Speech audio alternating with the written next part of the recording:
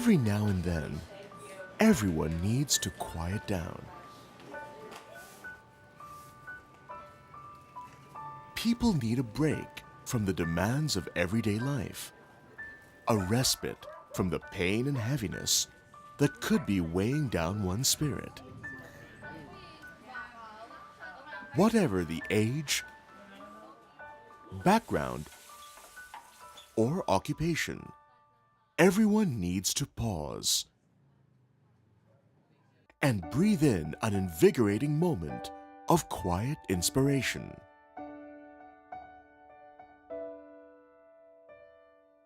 You are welcome here, the shrine of Our Lady of Mount Carmel.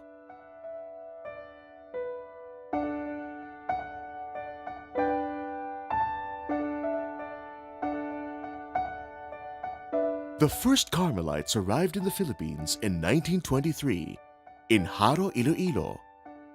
But it wasn't until 1954 when the cornerstone for the church in Quezon City was laid. Through generous donations of friends and supporters here and abroad, the construction of the church progressed steadily. On July 16, 1964, on the occasion of the Feast of Our Lady of Mount Carmel, Rufino Cardinal Santos, Archbishop of Manila, inaugurated the shrine dedicated to the Blessed Mother. What is the story of Our Lady of Mount Carmel? Unlike Our Lady of Fatima or Our Lady of Lourdes, there is no story of an apparition nor visionaries. Rather, the story of Mount Carmel is that of inspiration, with our Blessed Mother being the perfect model of a life of prayer and contemplation. When we look at Mary as the model of prayer, a life of prayer and contemplation, we're looking at the idea of how she looked at prayer. Mary looked at prayer as a communion with God. She let things happen. She accepted the word of God, even if she did not understand them.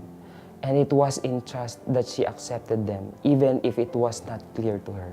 So when we say Our Lady of Mount Carmel, what are we referring to? Mary in her prayer life, in her personal relationship with Jesus. Mary had a deep, deep personal relationship with Jesus, but it's a relationship of faith. Mount Carmel itself is a place of history and inspiration. Located on the northern coast of Israel, it rises 1,740 feet high, then drops steeply into the Mediterranean Sea. It was here that Yahweh once proved his faithfulness to his people through his prophet Elijah. There was a long drought, and some Israelites had turned away from Yahweh to follow the fertility cult of Baal. To bring Israel back to the Lord, Elijah challenged the prophets of Baal to a contest. Both camps were supposed to kill a bull and prepare the animal for sacrifice. The God who was to consume the sacrifice of his prophet was to be the real God of life. And here on Mount Carmel, before the unbelieving eyes of Israel, the fire of Yahweh fell upon the sacrifice of Elijah, ascertaining to the people that Yahweh and only Yahweh was the one true God.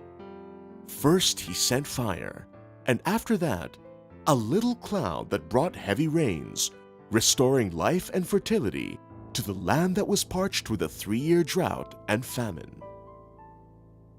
One can say that the roots of Mount Carmel are founded on Elijah's story.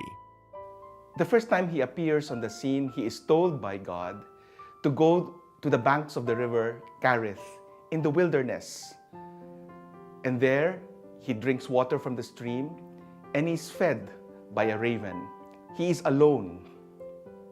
The desert is his home. And that is where Carmel begins, in the desert, in solitude. And what does Elijah learn from this experience? To depend totally on God. So it is in this poverty, this solitude, that Elijah learns to depend on God. The prophet is the man of God. He depends only on God, but his dependence is total. It's absolute. And it is this which allows him to be totally open, totally available to God's life and to God's action. That story of absolute trust and dependence on God lived on through the centuries. These same mountains were the holy ground chosen by the first Christian hermits during the latter part of the 12th to the early part of the 13th century. The first hermits on Mount Carmel built an oratory where they converged each day to celebrate Mass together. This little church they named in honor of Our Lady. Today, they are considered the first Carmelites. There's more to be gleaned from the name itself. The term Carmel is a contraction of a Hebrew word that means vineyard of God or fruitful garden or orchard. It is a place to receive gifts, graces, or charisms. Charism comes from the word charis, di ba? Charis means gift. Each order in the Catholic Church is given a particular gift to benefit the church. The charism of Carmel is threefold: to pray for the needs of the church, to lead an intense life of prayer towards contemplation, and to lead others into a life of prayer. Specifically by being a guide or spiritual direction, not because he's better, not because he's more graced or gift, but because he is familiar with the terrain. God, for whatever reason, has brought in them first, and therefore, he is able to make himself available to the person who is trying to ascend Mount Carmel. Our prayer is already apostolic in its nature. So we don't look for ministries, but we believe that even if we are just staying in the monastery, we are affecting the lives of people. So that is the charism of the OCD, to live a life of prayer and contemplation, to make prayer alive in the church. Indeed, having an intimate and meaningful relationship with the Lord depends much on what happens when we stop moving with the rest of the world and instead take the journey inside towards developing an interior life. There is a need for our interior life because man is made of two things, not only material, but that which is not seen, the spiritual, the soul, the interior. And just as an exterior life needs nourishment, kailangan kang kumain, kailangan magbihis, kailangan mag-aral, ganun din naman ang interior life. Kailangan din yun para lumago. It has to be fed. It has to be enhanced. If I can quote a Latin phrase first, the one that came to my mind about speaking about interior life is the phrase cor ad cor loquitur. Interior life is cor ad cor loquitur, heart-to-heart talk between God and the individual. So the real purpose is to deepen the relationship in union with God. I become a more loving person. I become more a forgiving person. I become more a caring person. I become one who accepts even my enemy. Carmel's interior life means to be rooted in the presence of God, to communicate with God wherever we are, whatever we are doing. The second element of the interior life is to do the will of God, to do His will as we listen. Prayer is an act of listening. The third element in the journey to interior life is service. Meaning to say, when you tell somebody that I will pray for you, and if you ask somebody to pray for them, that you will pray for them, it is a service. It is a mission. The interior life or the inner journey. For many of us, it's an unfamiliar path with none of the usual landmarks or roadmaps. On the other hand, there are those that have actually taken the journey and have written about the remarkable discoveries and insights. The Church has declared 3 Discalced Carmelite saints as doctors or universal teachers. Saint Teresa of Avila, the founder of Discalced Carmelites in the 16th century. Saint John of the Cross, her collaborator. And Saint Therese of Lisieux, the Little Flower. Saint Teresa of Avila stressed the importance of looking inward to encounter God, who dwells in our conscience. Saint Teresa, actually, for me, is the most human of saints. She defines prayer as an intimate encounter with God. It means taking time frequently to be alone with Him, who we know loves us. Teresa had this vision of the interior castle. The journey is like moving closer and closer to the center of the castle where God resides. Teresa says there are 7 dwelling places or stages, and a person has to go through these different 7 stages to get to the middle or the center or the heart where God resides. And this is the spiritual journey that anybody and everybody has to undertake.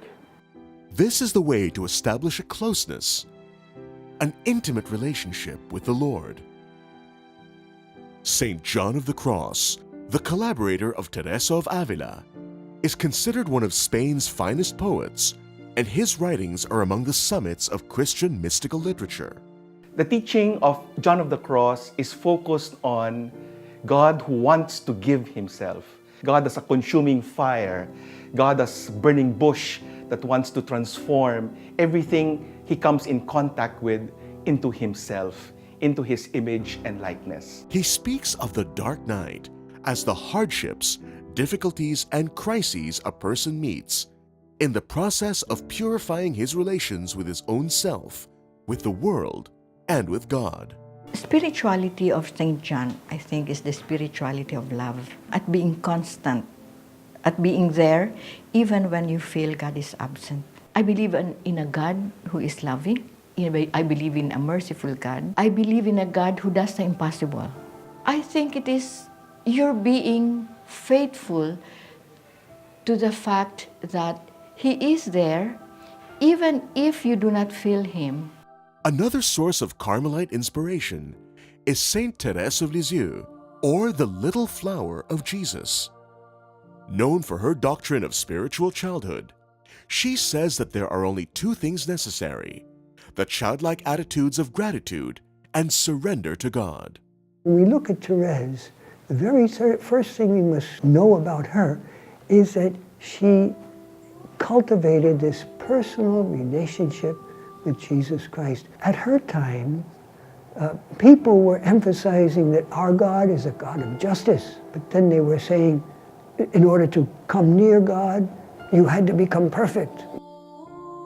But Therese realized, that's not how I experience God.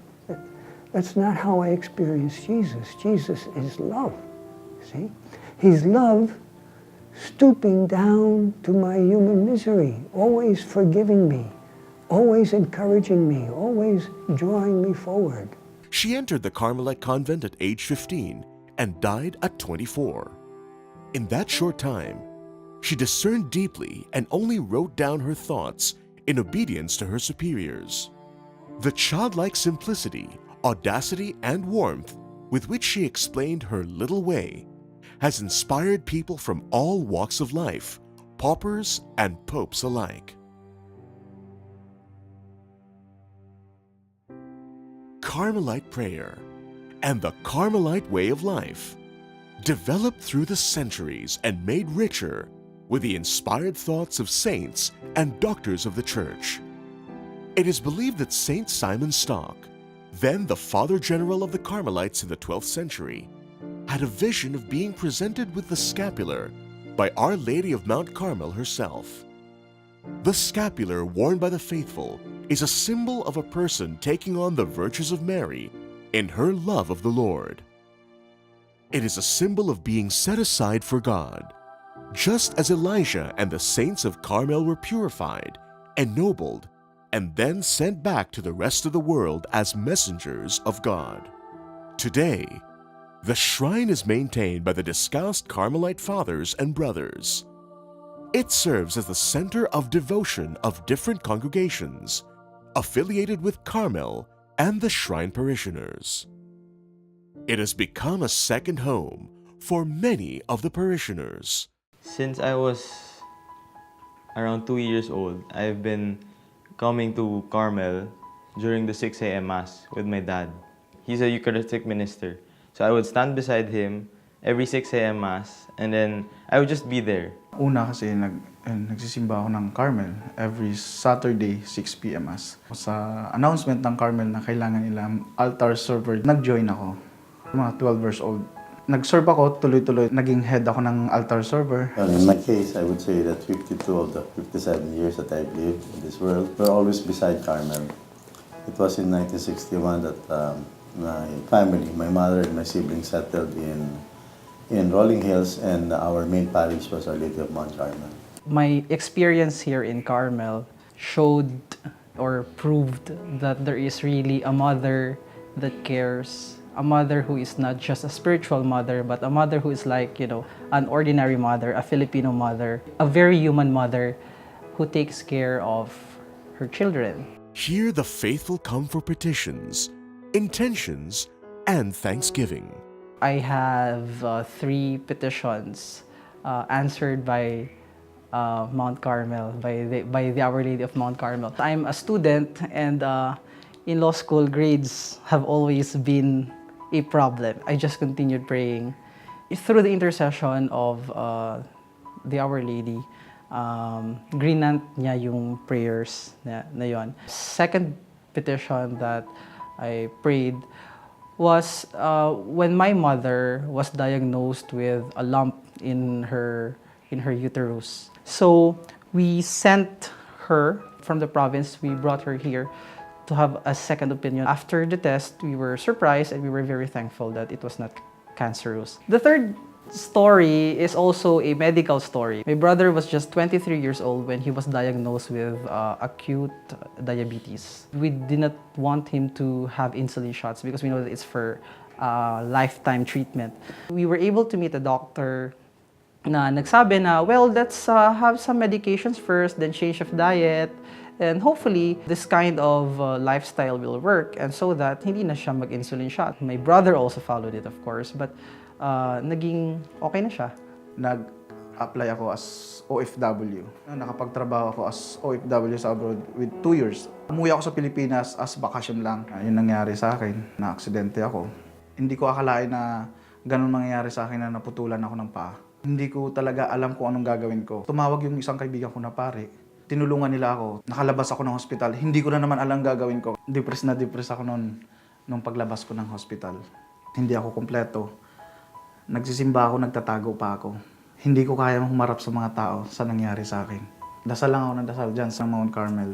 Sana magkaroon ako artificial leg. Lahat yun nangyari. Nakalakad ako. We had difficulty in so many ways. And then I thought that having a child will change our married life. But then when I gave birth to him, several months after, we discovered that he has cerebral palsy. So I brought him to St. Luke's one day before picking up my wife from the office. And true enough, the doctor told me upon seeing Rafael that, Brad, I cannot help you. You better bring your son to the Cerebral Palsy Center in Makati. He went through a lot of series of surgeries. So kala namin hindi siya magiging ganyan. Hindi rin namin alam na makakatapos siyang elementary. He was able to learn how to read, how to write. Nakatapos siya ng high school. The Carmelite Fathers have been very supportive. They've been very prayerful. Time and again, almost on a regular basis, at least 2, they keep on texting us that we're praying for your family. Natupad na yung dreams ko na gusto ko maging sports writer. Kasi since nung bata ako, gusto ko na mag-get into sports, hosting, ganyan. Gusto ko talagang ganyan. Sabi ko, paano kami magiging mabuting magulang, paano ko magiging mabuting ina sa kanya. at paano siya magiging mabuting mamamayan din na pwedeng mag-contribute sa society. Nakatapos na nga siya nung tinanggap siya dun sa sports workshop na yon. And many returned to give thanks for the prayers answered. Nung nangyari lahat yung mga blessings and changes sa buhay ko, nag-iba yung prayer ko. Dati kasi, I always ask God na sana, Lord, ganito po, sana po ganito, sana ganyan, sana ganito. And lagi akong na-upset kasi hindi nangyayari. Pero ngayon, na parang binibigay sa akin ng kusa, instead na mag-ask for more, I pray every night na, Lord, thank you, and I'm sorry sa lahat ng kasalanan ko. That's it. Wala na akong hingin pa. Kasi sobrang solid talaga. Unang-una, kasi ang pangarap ko lang naman ang mapag-aral ko ang mga anak ko. Yun ang unang-una kong hinihingi sa Diyos. Di naibigay naman niya kung ano man sila ngayon, sana magtagumpay lang sila kung saan man sila ngayon nakalagay. Gusto ko rin ipakilala sa kanila ang Diyos sa pamamagitan din ng salita ko, yung pananalita ko, yung kilos ko. Lahat ng mga natanggap kong biyaya, nagaling sa Kanya, pinamahagi ko. Pero hanggang ngayon, sa Kanya pa rin ako lumalapit. Pag umihiling ako sa Kanya na, God, parang hindi ko kaya. Pero may bigla na lang tao na lalapit na, kaya mo yan. The Shrine of Our Lady of Mount Carmel. As pilgrims, you are welcome to partake all the shrine has to offer. Should you wish to be imposed with the brown scapular, go to the side at the Chapel of Our Lady where a priest may assist you. You may also decide to go to confession. If there is no priest at the confession box, you may go to the parish office to ask for one. At the Carmel gift shop, you may find books and souvenirs to remind you of your visit here. Most important, we encourage you to spend some time alone in prayer at the Chapel of Our Lady. She will surely welcome your visit. Why go to Carmel? Imagine you are the corner of EDSA and Aurora Boulevard. And as you're standing there trying to wait for a ride, you hear all these sounds, noise. May nagtitinda ng balot, may tumatawag na sumakay sa bus, meron ding jeep, may nagtitinda ng cellphone, may pulis na pumipito, may nagtitinda ng chicharon. And in the midst of all of this, whether you believe it or not, God is speaking to you. In the midst of all this noise, God is there trying to tell you that He loves you, trying to lead you to something, to some place for you to be closer to Him. He's always there, He's always loving. It is us who must develop a disposition to receive that grace through the action of silencing ourselves, being at prayer, being quiet. Siyempre, kung palagi ka nasa mall, palagi ka nasa movies, lagi ka nasa rock concerts, that is not an indication that you're looking really for a friendly relationship with God. Amidst all of this noise, Carmel is here. There is silence. There is the capacity to talk to God heart to heart. Cor ad cor loquitur. Carmel is a garden where you can keep silent, when you can drive away all distractions, where you can listen. Carmel affords you a place to listen to what God is asking of you. If you're a person in search, pagod ka na, you've tried all these distractions, you have tired of searching for useless, fruitless relationships, pwede ka pumunta dito. It is our hope that in this sanctuary, you may arrive at your own quiet place. Begin your inner journey. Receive the gifts of Carmel. And most importantly, rekindle your deeper and more intimate relationship with the Lord. May the Spirit of Our Lady of Mount Carmel rest upon you. May you find peace in your silent prayer. May you discover the joy in your heart. Where do I go from here? I lay my life before you, I surrender.